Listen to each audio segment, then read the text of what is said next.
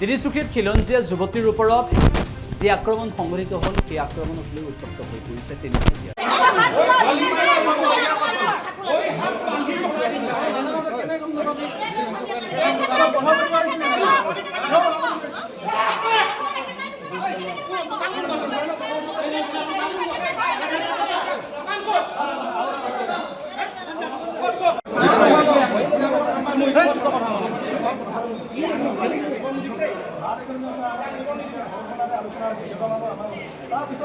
D মাৰ্কেটত যি ঘটনা সংঘটিত হ'ল ইয়াৰ পিছতেই বীৰ লাচিত সেনাই এই সন্দৰ্ভত সংবাদমেল সম্বোধন কৰে। আচলতে বৰ পৰিতাপৰ বিষয়, যিহেতু কিছুদিনৰ পূৰ্বে বহু চৰ্চিত TDA কমপ্লেক্সত এটা ঘটনা সংঘটিত হৈছিল। অসমীয়া খিলঞ্জীয়া ছোৱালীৰ ওপৰত অত্যাচাৰ কৰা এক গোচৰ তৰা হৈছিল আৰু সেই ক্ষেত্ৰত আমাৰ বীৰ লাচিত সেনা অসমৰ তিনিচুকীয়া জিলা সমিতিৰ লগতে বিভিন্ন জাতীয় জনগোষ্ঠীয় দল সংগঠনে এই ক্ষেত্ৰত খিলঞ্জীয়া ছোৱালীজনীৰ হকে মাত মাতি আহিছিল।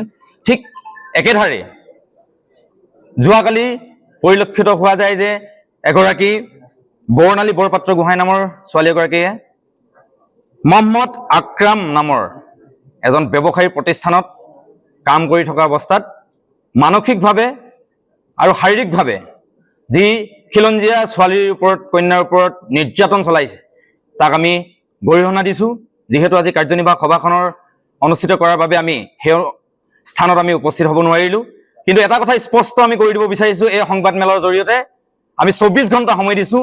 এই 24 ঘণ্টা সময়ৰ ভিতৰত যদি সেই মহম্মদ আকৰাম নামৰ ব্যক্তিজনক আইনী প্ৰক্ৰিয়াৰে যথোচিত শাস্তি প্ৰদান নকৰে আৰু সেই আকৰাম নামৰ ব্যক্তিজনে এই বৰ্ণালী বৰপাত্ৰ গোহাঁই নামৰ নাৰীগৰাকীক যদি আহি আনুষ্ঠানিকভাৱে ক্ষমা নোখোজে, তেনেহ'লে কিন্তু আমি 24 ঘণ্টা সময় পাৰ হৈ যোৱাৰ পিছত বীৰ লাচিত সেনা অসম তিনিচুকীয়া জিলা সমিতিয়ে সাংবিধানিক প্ৰক্ৰিয়াৰে আমি নিৰ্দিষ্ট কাৰ্যপন্থা কিন্তু আমি হাতত ল'বলৈ বাধ্য হ'ম।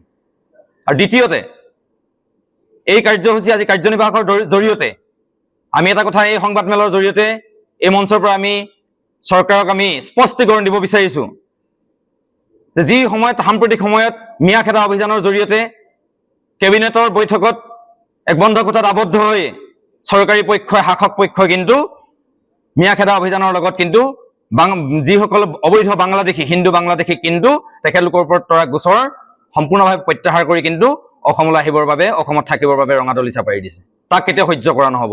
বীৰ লাচিত সেনা অসম তিনিচুকীয়া জিলা সমিতিৰ লগতে কেন্দ্ৰীয় সমিতিৰ সকলোৰে স্পষ্ট কথা যে বিদেশী বিদেশী স্বদেশী স্বদেশী।